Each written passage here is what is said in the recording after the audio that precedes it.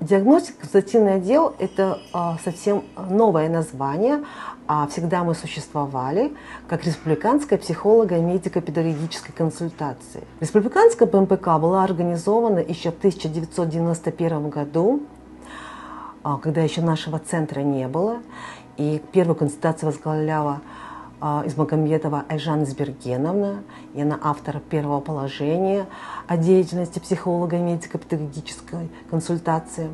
Но в 1992 году мы вошли в состав, тогда назывался Центр САТР, социальной адаптации и трудовой реабилитации детей с психическими и физическими недостатками.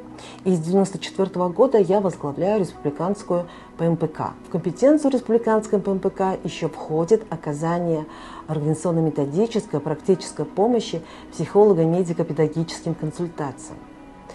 И вот в рамках этого направления, конечно же, республиканском ПМПК за эти все годы было много сделано работы.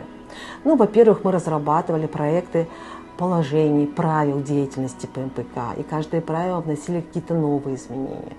Также мы принимали участие в разработке других нормативно-правовых документов, которые регламентировали как деятельность ПМПК, так и деятельность других специальных организаций образования, с развитием инклюзивного образования и методических рекомендаций, и нормативных документов, касающихся инклюзивного образования.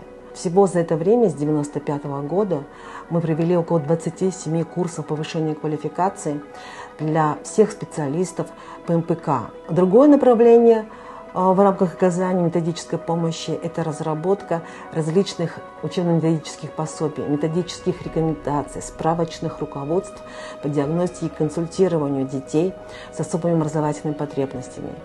И было разработано и издано около 13 учебно-методических пособий и методических рекомендаций по различным вопросам диагностики. И вот к нашему юбилею мы пришли, конечно, с хорошим результатом. Разработаны и внедрены очень важные документы ПМПК, такие как, помимо правил деятельности ПМПК, еще правила оценки особых образовательных потребностей.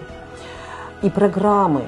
Впервые в Казахстане разработаны программы психолого-педагогического обследования и консультирования детей в ПМПК. В нашей консультации работали замечательные люди, замечательные специалисты.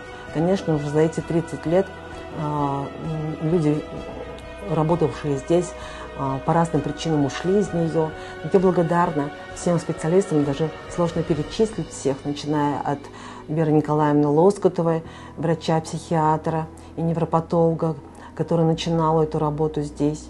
А также выразить благодарность многим врачам, психологам, дефектологам, логопедам, которые работали в нашей консультации, которые внесли неоценимый вклад в работу республиканской ПМПК.